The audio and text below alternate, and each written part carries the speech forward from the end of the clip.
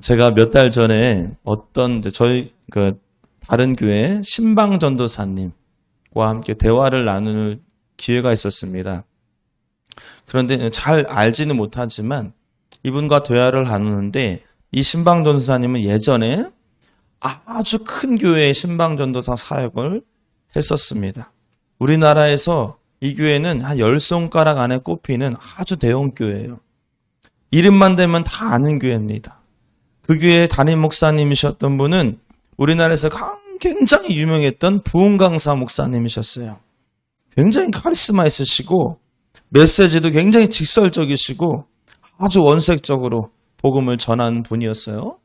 기적이 많이 일어났죠. 부교역자들 100여 명 되는 부교역자들을 그냥 쥐락펴락하는 아주 카리스마 있는 목사님이셨습니다. 성도들도 아주 목사님 한마디만 그냥 군대처럼 촥 움직이는 그런 교회였어요. 거기서 신방전도사 사역을 했던 겁니다. 근데 이 전도사님이 하는 말씀이 뭐냐면 이런 말씀을 하세요. 그 담임 목사님이 연말에 직분자를 세울 때, 특별히 장로를 피택할 때 신방전도사님을 다 부른대요. 그럼 신방전도사님을 다 부르고 나서 거기서 장로 후보들을 보여준답니다. 자, 이 사람 어때? 이 사람 어때? 그러면은 신방전도사님들이 조언을 해주신대요. 안 됩니다. 좋습니다. 이런 얘기를 한다는 거죠. 그런데 한 번은 아주 유력한 후보인 그 권사님 한 분을 대면서 담임 목사님이 이 사람은 어떤가? 그랬더니 신방전도사님이 이분이 이렇게 얘기했대요. 목사님, 이 사람은 안 됩니다. 딱 잘라서. 그 목사님 왜 그러냐? 그랬더니 자, 잘 들어보세요. 이렇게 이유를 얘기했어요. 어떻게 신앙생활을 했으면 지금까지 전세에 살고 있냐고. 신앙생활을 허투루 하니까 사업을 하면서도 복을 받지 못하고 지금까지 전전긍긍하며 사는 것 아니겠습니까? 이런 사람을 장로시켜서는 안 됩니다. 이 신방전도사님이 이렇게 얘기를 했대요. 그래서 장로가 못 됐대요, 이분이. 저는 이 이야기를 들으면서 난 임대 아파트에 사는데 오늘 제가 이 이야기를 여러분들에게 드리는 이유가 있습니다. 그 이유는 제가 이 신방전도사님의 이 말에 100% 동의는 하지 않습니다. 그런데 적어도 오늘 이 이야기를 비판하려고 여러분들에게 소개해드린 것은 아니에요. 100% 동의는 하지는 않지만 적어도 분명히 우리가 자극받아야 될 부분은 분명히 있다는 거예요. 뭐냐면요. 이 신방전도사님은 적어도 한 가지는 확실히 믿고 계시는 분이에요. 하나님께서는 복 주시는 분이다. 먼저 그의 나라와 그의 의를 구하는 자들에게 하나님은 후이되어 누르고 흔들어 넘치도록 부어주시는 복 주시는 하나님이라는 사실을 확실하게, 이거 하나만큼은 확실하게 믿고 계시는 분이다. 할렐루야. 여러분, 우리 한번 생각해 보세요. 우리가 다 아멘을 하지만 정말로 믿으시냐는 거죠. 하나님께서 부어주신다, 믿으시냐는 겁니다. 하나님께서 복 주신다는 사실을 믿으면 우리가 신앙생활 그렇게 할 수 없죠. 하나님 언제 복 주세요? 먼저 그의 나라와 그의 의를 구할 때 이 모든 것을 더해 주신다고 말씀하셨잖아요. 그거 믿으면 우리가 그렇게 신앙생활 할 수 없는 것입니다. 이런 말을 하면 또 비판의 날을 세워서 이렇게 얘기하죠. 목사님, 그건 기복신앙입니다. 제가 그래서 그럴 줄 알고 제가 제목을 이렇게 붙였어요. 읽어볼까요? 시작. 복을 구한다고 다 기복신앙은 아닙니다. 여러분, 맞아요. 우리가 가장 경계해야 될 신앙의 형태 중에 하나가 기복신앙이에요. 또 우리 청소년들은 기복신앙이 뭔가 감정이 왔다 갔다 하는 기복이 있는 신앙은 기복신앙인가 기복신앙은 그게 아니라 복을 구하는 것이 우선된 신앙생활을 기복신앙으로 얘기합니다. 하나님 자체가 아니라 복만을 따라 살아가는 것을 기복신앙이라고 얘기하는 것이죠. 우리 신앙은 당연히 하나님의 은혜에 감사하며 십자가의 길을 걸어가는 신앙 돼야 되는 거 맞습니다. 먼저 그의 나라와 그의 일을 구하는 것, 그것이 우리의 신앙이 돼야 되는 것 맞습니다. 그러나 그렇다고 해서 복을 구하는 것 자체를 가지고 부정할 필요는 없다. 분명 성경은 하나님은 복 주시는 분이라고 분명히 소개하고 있어요. 복 이야기만 나오면은 부정적으로 생각할 것이 아니라 오히려 하나님 앞에 우리가 당당하게 복을 구하고 그리고 하나님께서 예비하신 복을 받아서 이 땅에서 감사하며 또 그 복을 누리며 살아가는 것이 진정한 복인 줄 믿으시기 바랍니다. 제가 오늘 말씀을 준비하면서 이런 생각이 들었어요. 저도 마찬가지였어요. 우리가 기복신앙과 복음신앙을 잘 구분 못하는구나. 오늘 분명히 제가 오늘 말씀을 여러분들에게 전할 때 여기 계신 분들 거의 100%가 내가 기복신앙과 순수히 복을 구하는 신앙을 구분 못하고 있었구나. 이거 구분해야 되거든요. 아마 공감하실 거예요. 나의 기도가, 지금 내가 드리는 기도가 정말 기복적인 신앙인지 아니면 정말 순수하게 복을 구하는, 하나님께서 구하라고 했으니까 그 복을 구하는 기도인지 오늘 구분되는 시간 되길 바랍니다. 그리고 순수하게 복을 구하는 여러분 저와 여러분 되시기를 축복합니다. 어떻게 구분할 수 있을까요? 기복신앙과 순수히 복을 구하는 신앙. 어떻게 구분할 수 있냐면 하나님과 나와의 관계로 우리는 구분할 수 있다. 따라해볼까요? 하나님과 나와의 관계. 시작. 쉽게 말해서 하나님과 나와의 관계가 아빠와 마치 어린 딸과의 관계라면 무슨 의미죠? 굉장히 친밀하다는 거죠. 굳이 어린 아들이라고 하지 않고 어린 딸이라고 한 이유는 다실 거예요. 비유한 겁니다. 아빠와 어린 딸과의 관계. 얼마나 친밀하다는 거예요? 여러분들과 하나님과의 관계가 그런 관계라면 잘 들으십시오. 그 어떤 기도를 드린다 하더라도 그 기도는 기복 기도가 아니에요. 순수하게 복을 구하는 기도입니다. 여러분, 어린 딸이 아빠에게 갑자기 잘 보이려고 합니다. 잘 보이려고. 그렇게 새침대기 딸이 어느 날 갑자기 아빠에게 잘 보이려고 해요. 왜 잘 보이려고 하냐면 장난감 사달라고 말하려고. 어려도요, 다 생각이 있어요. 그래서 아빠에게 실제로 막 고사리 손으로 어깨를 주무르고요.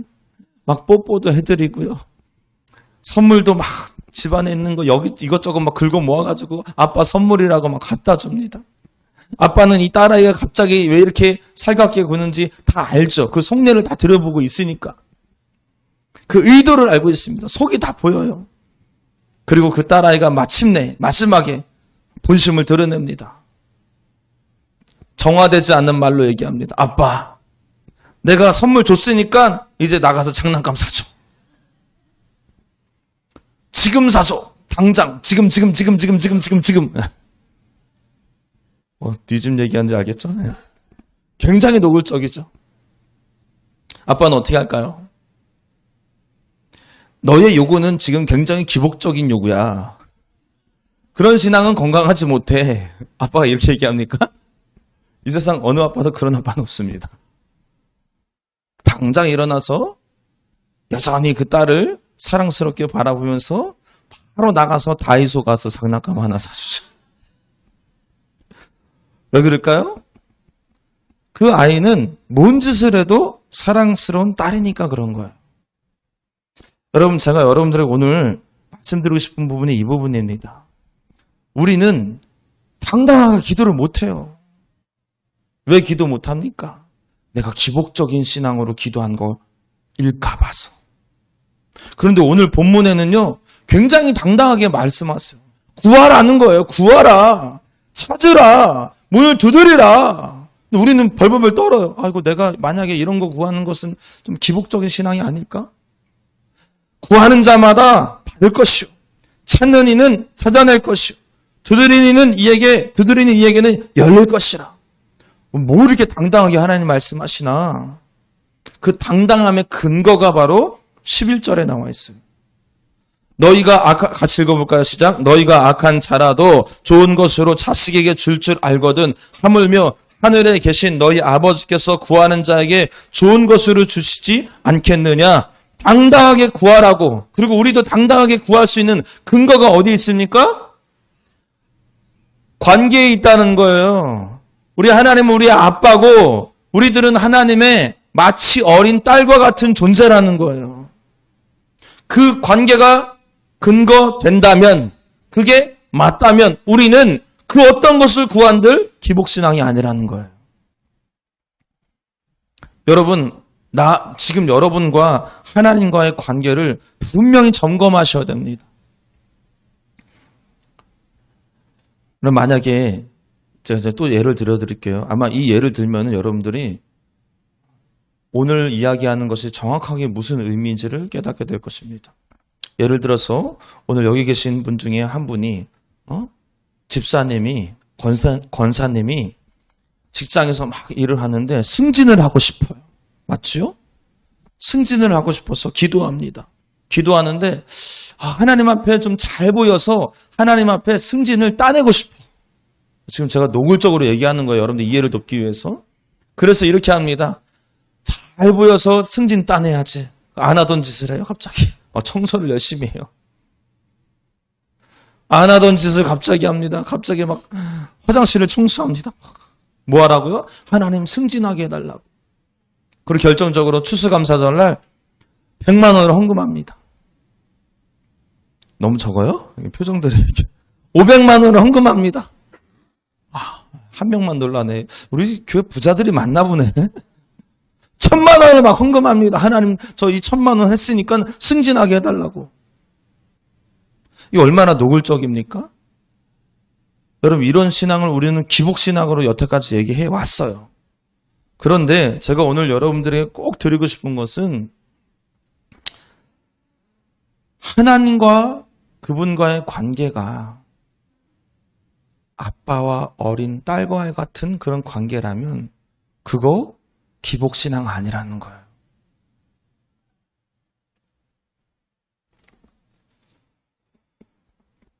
기복신앙인지 아니면 순수하게 복을 구하는 신앙인지는 그 사람이 어떻게 행동하는 거에 기준이 있지 않아요. 그 행위 자체의 기준이 있는 게 아니라 하나님과의 관계가 어떤가가 기준이 되는 것입니다. 할렐루야. 그 어떤 것을 구한들, 아니 그것을 구하기 위해서 그 어떤 행동을 하든지 간에 노골적으로 적나라하게 조건적인 행동을 할지라도 하나님과 나의 관계가 아버지와 그 어린 딸과의 같은 관계라면 그거 기복적인 행동 아니라는 거예요. 기복적인 기도 아니라는 거예요. 그래서 하나님은 당당하게 얘기하는 겁니다. 나는 아빠고 너네들은 자식이야, 자녀야. 그러니까 구해, 찾아, 두드려. 그럼 내가 줄 거야. 할렐루야. 당당하게 기도하십시오. 구하십시오. 왜냐하면은 하나님 우리 아빠이기 때문에. 아빠는 내 자식이 하는 행동가 뻔히 그 의도가 뭔지 알지라도 사랑하는 내 자녀이기 때문에, 내 아들이기 때문에, 내 딸이기 때문에 그 기도가 설사 기복적이라 할지라도 여전히 사랑스러운 눈빛으로 우리들에게 응답해 주는 줄 믿으시기 바랍니다. 그러나 나와 하나님과의 관계가 죄송하지만 아직까지도 아빠와 딸의 관계가 굉장히 친밀한 관계가 아닌 분들이 있다는 게 문제예요.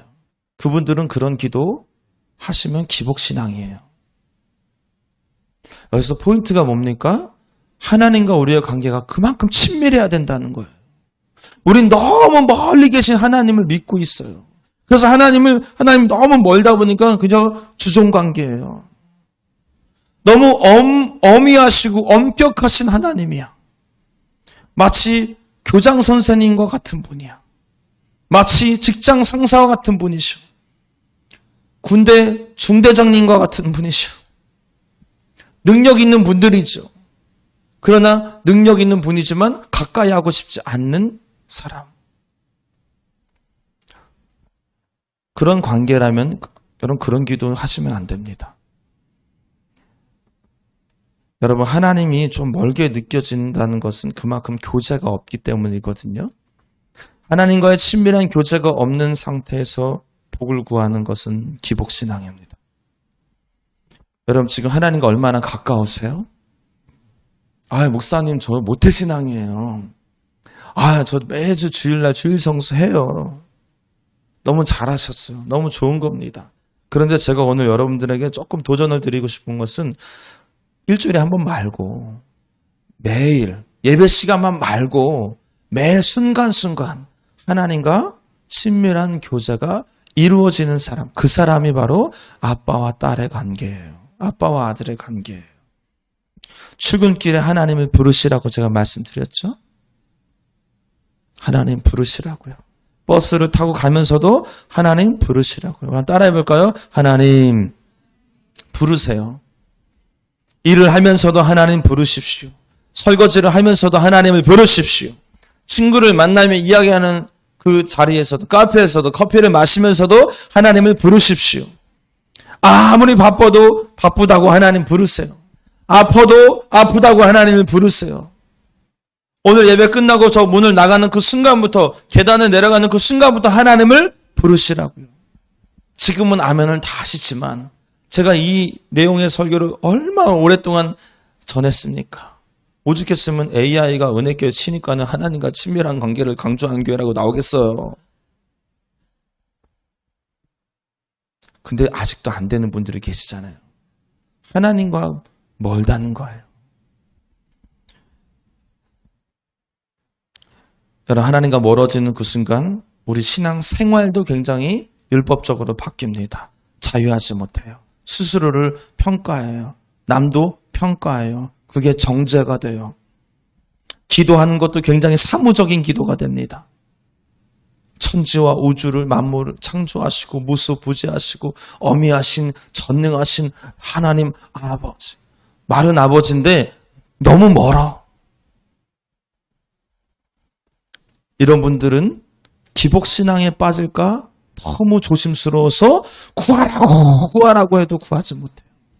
찾으라고 두드리라고 해도 두드리지 못해요. 여러분 가까이 가십시오. 하나님과의 관계를 최대한 친밀하게 가까이 가시기 바랍니다.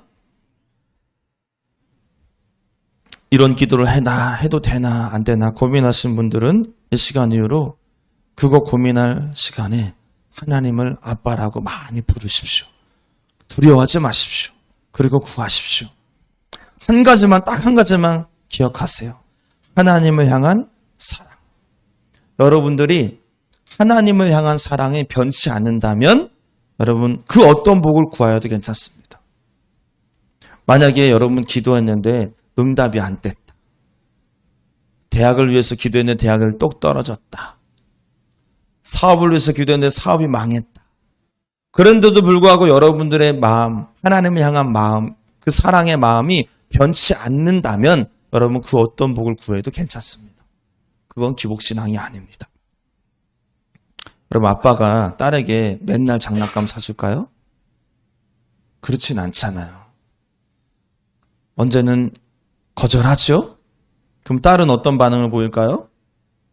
울고불고 하죠. 때를 쓰고 사달라고. 그런데 끝까지 아빠는 안 사줬습니다. 그러면 딸아이가 아빠를 그 이유를 안 봅니까? 아니죠. 울고불고는 했지만 돌아서면 또다시 아빠예요. 또다시 아빠. 무슨 뜻일까요? 그 딸은 비록 장난감을 얻기 위해서 수단과 방법을 다 동원해서 때로는 속이 다 보이는 행동을 하면서까지도 요구하긴 했지만 그래도 그 속은 장난감보다는 아빠였다는 거예요. 비록 장난감을 사주지 않아서 슬프긴 했지만 그 딸에게는 여전히 아빠가 전부인 것입니다. 그런 딸을 어떻게 기복신앙으로 치부하겠습니까? 여러분 혹시 하나님께 속이 뻔히 다 보이는 조건적인 기도를 하셨습니까? 응답이 안 되는 걸 보고 내가 너무 기복적인 태도로 기도를 해서 응답이 안 됐구나 이렇게 생각하고 계셨습니까? 그래서 그 이후로 조심스럽게 기도 못하고 그렇게 계셨나요?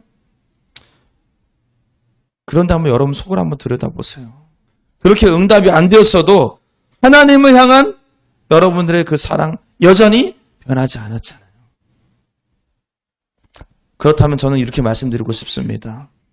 그 속이 다 보이는 조건적인 태도와 조건적인 기도 계속 하셔도 됩니다.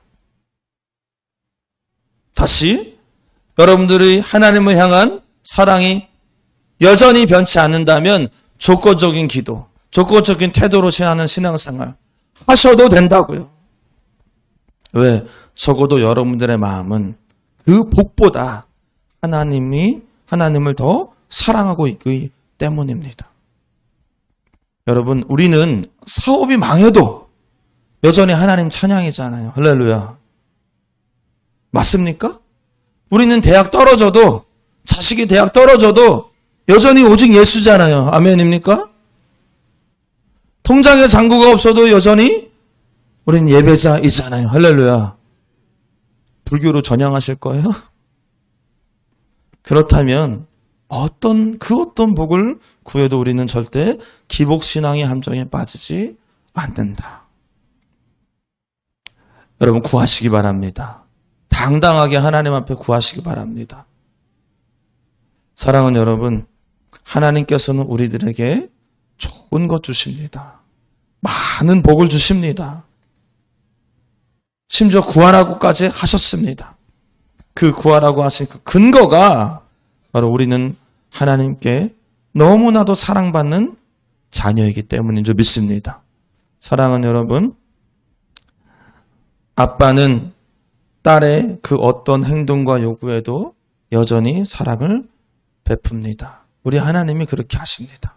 바라기는 우리가 하나님 앞에서 항상 어린아이가 되어서 무엇이든지 구하기도 하고 혹 응답이 안 됐어도 변함없이 하나님만을 사랑하는 저와 여러분 다 되시기를 주님의 이름으로 축원합니다.